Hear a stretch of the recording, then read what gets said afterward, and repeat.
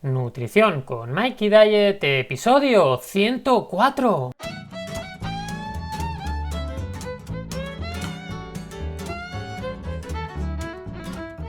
Buenos días, buenas tardes o buenas noches, dependiendo la hora que me estés escuchando. Y bienvenidos a Nutrición con Mikey Diet, el podcast donde aprenderemos todas esas cosas que nos van a servir para perder peso, cambiar hábitos y conseguir nuestros objetivos. Os recuerdo que podéis entrar en mi web mikeydiet.com, mykdiet.com, y allí, aparte de todo el contenido que voy subiendo, tenéis vuestra plataforma.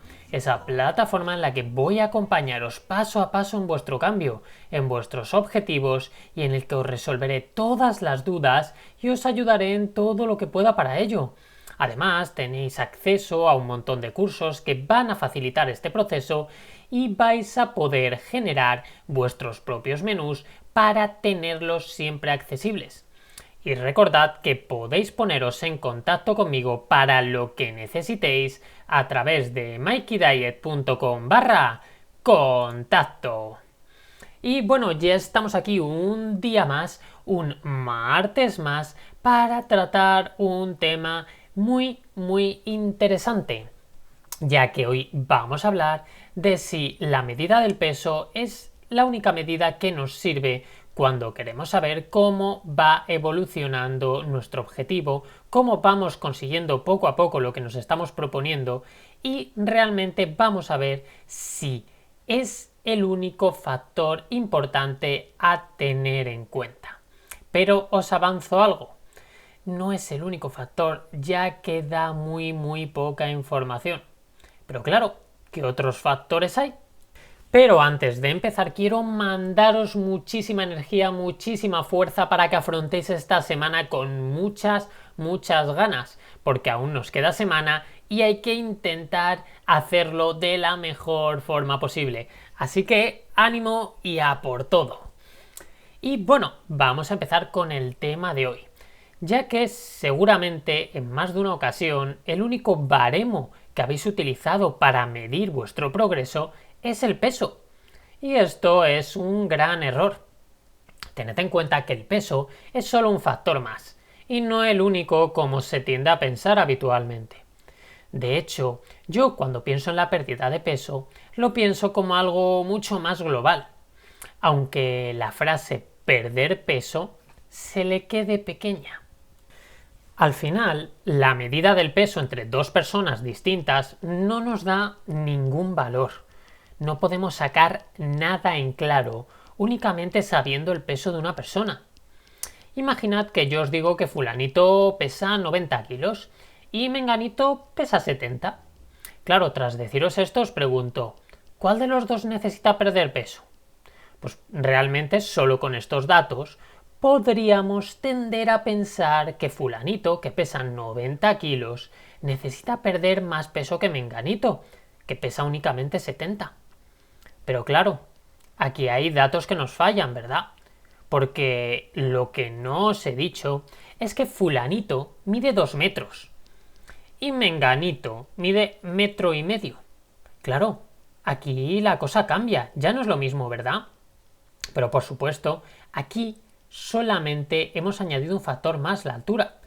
Y entonces ya nos damos cuenta que si con 2 metros pesa 90 kilos fulanito, pero con 1,5 metros, con 1,50 m pesa 70 kilos menganito, realmente sabemos que es menganito el que tendría que adelgazar y no fulanito. Pero claro, no solamente podemos tener este factor en cuenta, la altura. ¿Por qué? Porque así es como se mide el IMC, ¿no? El IMC con altura y peso lo tenemos. Esto a nivel poblacional sí es verdad que nos ofrece datos interesantes. El problema es que a nivel individual no. ¿Y esto por qué ocurre? Porque cuando nosotros tenemos una muestra muy grande de personas, hay ciertos datos que sí que nos pueden dar una idea general del estado de esa población. Pero a nivel individual solamente mirar el IMC no es suficiente. Y ahora vamos a ver ejemplos para que entendáis un poco esto. Porque realmente, si ahora ponemos otro ejemplo, pongamos por ejemplo que Pepa pesa 80 kilos y mide 1,70. Paca pesa 75 kilos, es decir, pesa 5 kilos menos y mide lo mismo, 1,70. Claro, puede parecer que tienen pesos muy parecidos, o incluso que Paca está algo más delgada que Pepa, ¿verdad? Porque pesa 5 kilos menos midiendo lo mismo. Pero puede que esto no sea así. Porque puede que la complexión de Pepa sea muy grande, que tenga una gran estructura ósea, que tenga un peso muy repartido y que en general es una mujer bastante grande. Mientras que Paca es todo lo contrario. Paca al final gran parte de su peso lo acumula en el vientre y en el culo, y da un aspecto mucho más insano a simple vista. Al final, incluso cuando hemos añadido este factor de la altura, tenemos dos personas con la misma altura, vemos como seguimos sin saber nada. Tenemos que tener más datos de esas personas para tener más idea. Porque claro, el IMC, como os he dicho, no funciona en todo el mundo, no funciona a nivel individual generalmente, es decir, nos puede dar una ligera idea, pero no es el único factor que podemos tener en cuenta. Ya hemos visto, por ejemplo, que Paca con un IMC menor, porque midiendo lo mismo pesando menos, estaba peor o por lo menos tenía más riesgo de muchas enfermedades que el que tenía Pepa. ¿Por qué? Porque Pepa, si es verdad que pese a tener un peso superior, tenía un peso repartido de forma distinta, probablemente con una mayor cantidad de masa muscular, una complexión distinta. Pero claro, aquí no acaba la cosa, porque no solo la complexión, el peso y la altura juegan parte de este mundillo. Vamos a poner otro ejemplo. Tenemos a Robert, que pesa 80 kilos y mide 1,70. Javier pesa 70 kilos y mide también 1,70. Pero resulta que Roberto, el que tenía 80 kilos midiendo 1,70, es decir, 10 kilos más que Javier, tiene un 10% de grasa corporal, mientras que Javier tiene un 40% de grasa corporal. Claro, el IMC de Roberto es mucho más alto que el de Javier.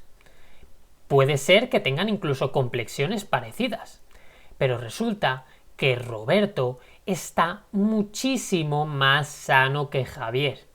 Y a simple vista probablemente pudiésemos verlo, pero si nosotros simplemente tenemos esos datos, podríamos pensar, hombre, Robert debería perder peso, mientras que Javier, bueno, más o menos está bien. Y sin embargo, no es así. Javier tiene que cambiar su composición corporal enormemente y Roberto es una persona probablemente muy sana. A ver, también hay otras mediciones que nos pueden dar información, porque incluso con esto también nos quedaríamos en la superficie. Realmente tened en cuenta la cantidad de posibles mediciones que nos pueden aportar información y que se pueden utilizar o no dependiendo de lo que queramos y de la persona. Por ejemplo, el IMC ya hemos visto que solo no nos indica nada. Si es verdad que un nutricionista, en base a su experiencia y tras verte, se puede hacer una idea, pero no nos sirve como dato aislado. El porcentaje de grasa corporal, sin embargo, nos da muchísima más información y por eso cada vez es más usado, ya que existen personas delgadas con porcentajes grasos de personas que sufren obesidad y personas con sobrepeso con un porcentaje graso de deportistas de élite. Entonces, claro, si tuviésemos que escoger una única medida, por supuesto la mejor sería esta, ya que es de las más útiles. Pero hay otras medidas, como por ejemplo cintura y cadera, de la cual también se puede sacar un ratio que nos dice aproximadamente el riesgo cardiovascular de una persona. Claro, tenemos el mismo problema. Como parámetro aislado no nos sirve, ya que tenemos otros datos que pueden influir como la complexión.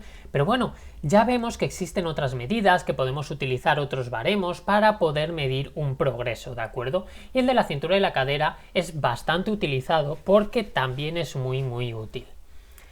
Hay que tener en cuenta que una persona puede ser más o menos ancha por genética. Pero ojo, que esto no tiene por qué referirse a que acumules más o menos grasa, sino que me estoy refiriendo a las típicas personas que tú ves y de entrada se las ve más grandes, que tienen estructuras óseas mayores, y que hay ciertas medidas que en este tipo de personas no nos podemos fiar. Por eso os he dicho que si solo tuviese que escoger uno, sería el porcentaje graso, ya que me va a dar mucha más información que los otros.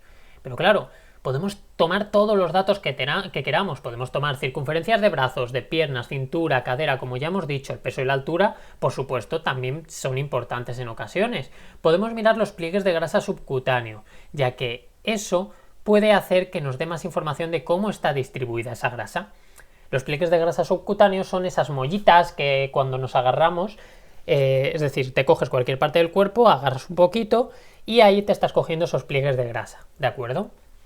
Entonces, sabiendo estos datos también podemos saber cómo está distribuida esa grasa, porque no será lo mismo una persona que tenga la grasa distribuida por todo el cuerpo a una persona que tenga la grasa distribuida, por ejemplo, solamente en ciertas zonas, a personas que tienen tripas muy grandes pese a estar delgadas porque tienen una gran cantidad de grasa visceral.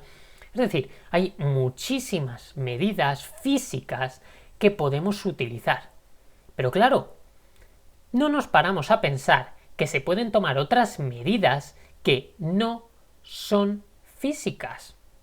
Porque claro, igual que hay medidas físicas, hay medidas que no son físicas y que nos pueden proporcionar datos muy importantes. Vamos a seguir con algunos ejemplos. Pongamos ahora que tenemos a Marta y a Patricia, ¿de acuerdo? Marta mide 1,65 pesando 60 kilos con un porcentaje graso de un 18%, lo cual para una mujer está genial. Es decir, 1,65, 60 kilos, 18%, esa persona tiene pinta de hacer deporte. ¿Qué pasa? Que tenemos a Patricia, que mide lo mismo, 1,65, y pesa 70 kilos, y su porcentaje de grasa es de un 25%. Es decir, estamos hablando de una mujer que sí es verdad que probablemente el IMC salga con algo de sobrepeso, que tiene un porcentaje de graso que no está mal, es un 25% para una mujer, no está mal, pero bueno, tampoco es maravilloso, pero está muy bien, ¿eh? Comparado con lo que se tiene generalmente está muy bien un 25%. Y si es verdad que eso que mide lo mismo, entonces tenemos una persona que diríamos que está peor, ¿no? Es decir, esta Patricia, que pesa 10 kilos más midiendo lo mismo y un mayor porcentaje de grasa corporal, estará peor que Marta, que tenía un porcentaje de grasa corporal de deportista.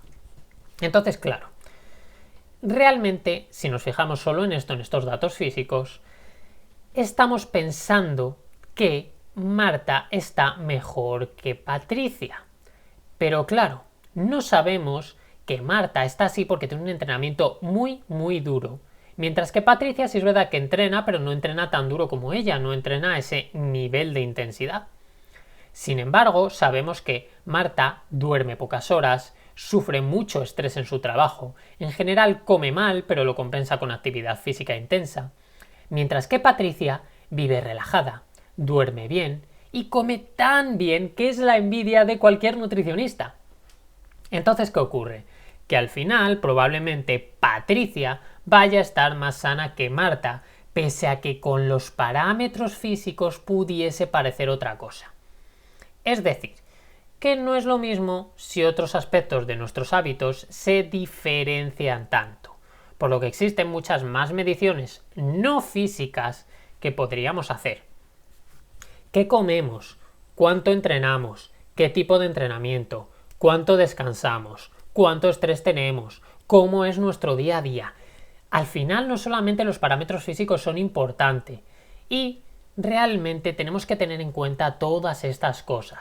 ¿Y creéis realmente que teniendo todas estas cosas posibles a tener en cuenta nos podemos centrar únicamente en el número que sale en una báscula? Pero es que además hay otro factor que también suele ser decisivo, sobre todo cuando no queremos o podemos tomar medidas y tenemos un objetivo estético. ¿Cómo te ves en el espejo? Realmente si nos vemos mejor, ¿qué más me da lo que marque la báscula? Si he perdido centímetros, si me veo mejor, si estoy de mejor humor, estoy con mejor forma física, yo me miro al espejo y me gusto más. Entonces, realmente, ¿qué importa el número que marque la báscula? Me da igual que haya subido, que haya bajado, que se haya mantenido, porque estás mejorando. Entonces, realmente, sabiendo todo esto, ¿por qué nos seguimos empeñando en usar el peso como valor? Porque sí, todo esto en el fondo sabemos que hemos progresado con estas cosas, pero seguimos empeñándonos en ese número. Y lo hacemos porque es fácil. Es muy, muy fácil. Porque realmente tú te subes a la báscula, miras un número y dices estoy mejor o estoy peor. Pero es que ya hemos visto que es mentira, que no nos sirve para nada, que no nos aporta suficiente información.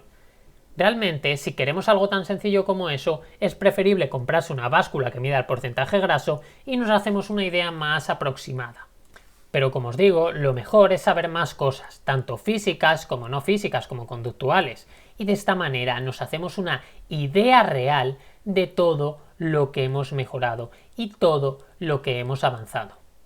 Entonces os propongo algo. Yo quiero que desde hoy mismo empecéis a tomar otras medidas. Me da igual cuáles sean, escoged las que queráis, pero escoged algunas. Y todas esas medidas, ya sean físicas o ya sean conductuales, las vamos a ir apuntando.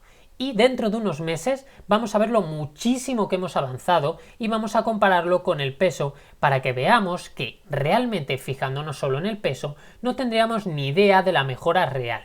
¿De acuerdo? Y me podéis además, si queréis, podéis enviarme también qué medidas habéis escogido, si os apetece también podéis decirme cómo vais mejorando, pero vamos a intentar hacer ese ejercicio. Pero vamos, lo importante, y en resumen, que quiero que os quede claro que el peso es solo un factor más, y encima es de los más débiles, de los que menos información nos aporta a la hora de determinar el estado real que tenemos. Utilizad otros valores para determinar vuestra evolución, de cualquier tipo, da igual cuáles, pero algunos más para que tengan mucha más utilidad que los que estáis utilizando ahora mismo. Ya veréis cómo lo vais a agradecer enormemente cuando entendáis que sí que estáis mejorando y que no os habéis estancado. Así que nada, espero que os pongáis manos a la obra, espero que encontréis esas mediciones que son las que vais a utilizar y por supuesto espero que vayáis consiguiendo vuestros objetivos poco a poco. Y para acabar, os agradezco que podáis ponerme vuestras reseñas y 5 estrellitas en iTunes, vuestros comentarios y me gusta en ebooks y por supuesto, si estáis por YouTube, que me sigáis por allí. Y como siempre os digo, ha sido un placer estar un día más con vosotras y con vosotros y nos escuchamos en el siguiente podcast. ¡Hasta luego!